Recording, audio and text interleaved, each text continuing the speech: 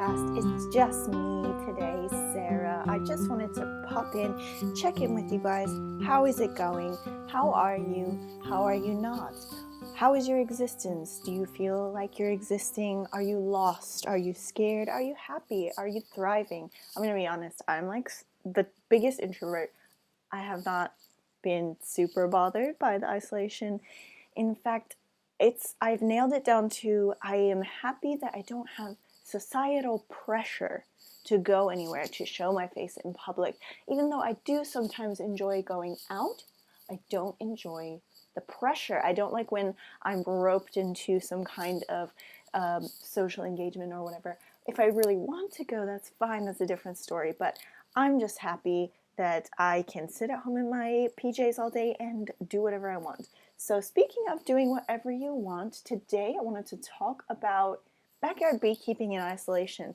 So apparently, according to this article that I found here on abc.net.au, this is by Sarah Mullins.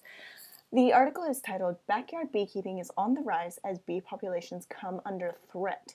So it is mostly focusing on this backyard beekeeper here, Vanessa Hu. For most people, beekeeping is a solo activity. Sometimes you do have a partner, but it can be considered work. It can be considered your exercise. You're just getting out and doing your thing. So she says here that the hobby has surged in recent years and is offering a welcome distraction to bee enthusiasts across the country. She also says that it helps her mental health. She's got this Instagram photo here and she's got her bare hand on her hive. She's just feeling the vibrations of the hive. I'll admit, like, it is a really empowering feeling to be around that, like your whole entire being. It's like your teeth are also vibrating with the hive. And she's got this photo here and she says, "This is how I meditate." I really, really like that. It is one of those things that you cannot be distracted while you do it. So in that sense, it is sort of a meditative practice. She says here, "I save bees. What's your superpower?" Absolutely love it. So we've also got this other beekeeper who is featured here, Lindsay Burke. He's in Tasmania. Now, okay, listen, if for no other reason than to just look at this photo, I need you to go to abc.net.au and look up this article because this guy has the most killer mustache I've ever seen. It's like a Wild Wild West, serious, like the mutton chops go into the mustache. Lindsay Burke, if there was a mustache king throne, you would be sitting on it. It's a great photo. It does kind of look photoshopped, that he's like photoshopped himself into this background. Maybe that's just the camera, I don't know. But you can't Photoshop a mustache like that, okay? That is the real deal. So he says here, more and more hobbyist beekeepers have taken it up, many thousands and thousands of them. It's so wonderful, it's a natural thing. Now this guy is an absolute boss. He's got 3,800 hives. Holy shit. I sometimes wonder how we manage 15, but wow, he is absolutely killing it. It also talks about the fact that we just went through, at the beginning of the year, serious bushfires here in Australia, and that it's estimated that about 100,000 beehives were lost, 12.6 million acres, native plants and bushland. So the fact that now we have this isolation, which is providing people with chance to really get their hands into different hobbies that they've never had a chance to do before, I find it's sort of a golden opportunity for people who have thought, maybe I'd like to try beekeeping. Maybe now's your time. It also, here in this article, we've got entomologist Tanya Ladi. She says, "A world without pollinators would be a world in which ecosystems collapse." So this is something you've heard 100,000 times, guys. If the bees die, we die. They're pollinating a third of our food, and they need our support. I know some people think that bees are better off just being left to their own devices, but beekeepers are conservationists. We are helping the hive. We are keeping them in check with their pests, with their diseases, with their general well-being. So beekeepers are stewards of the bees, just like us. So at the bottom of this article, it says, "How can you help? Plant lots and lots of flowers." So I had this great idea, guys. I've got two things going on here.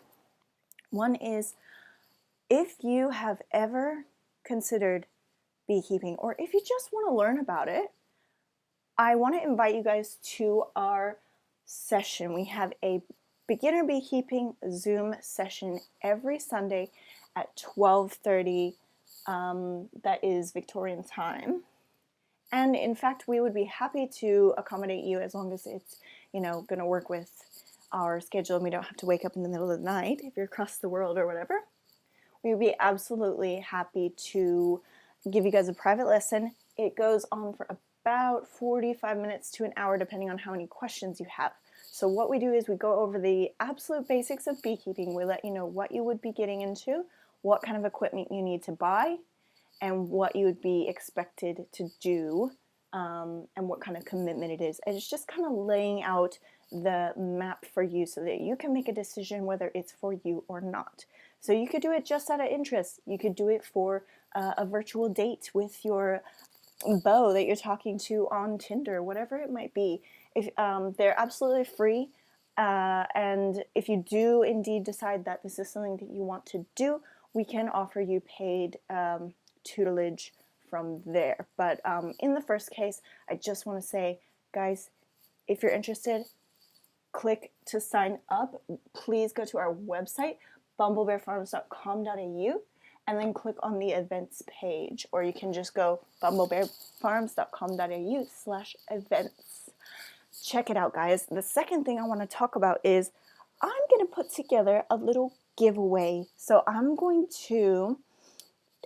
to do it really simple on Instagram. Find us at Bumblebear Farms, and I'm going to give away some flower seeds because we have a lot. And I would just love to see people getting into gardening more and more. And you can grow something in your windowsill. You can repurpose some rubbish that you have around into a pot. You know what? When we moved in this house, we found this old beat up barbecue. It's like a trough barbecue. We drilled some holes in the bottom and now it's a beautiful planter pot. You can do that with so many different things. We've also got coffee bags. We're growing our greens and our herbs and flowers in coffee bags out the front, guys. And I think it's so charming, and it's just a way of going, I don't need plastic. I can support the environment by, I guess it's like killing two birds with one stone. I'm growing something that's good for the environment, and I'm also using materials which are friendly to the environment. So keep an eye out on Instagram at Bumblebear Farms. Please find the giveaway. I will be posting it later today. So guys, that is my challenge to you.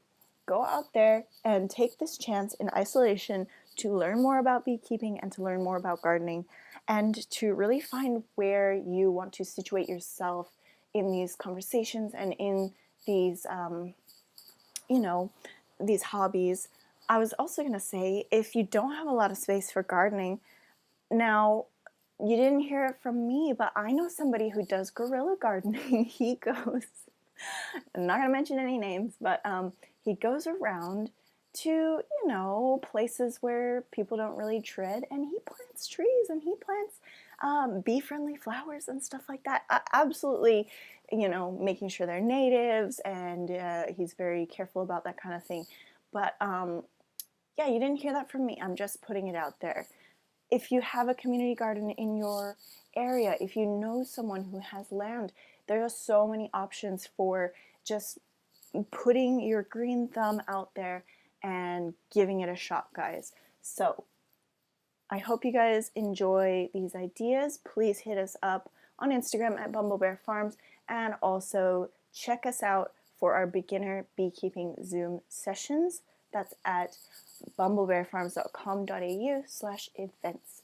Thank you so much for listening, guys, and remember that you can also be a steward of the bees by being kind to bees.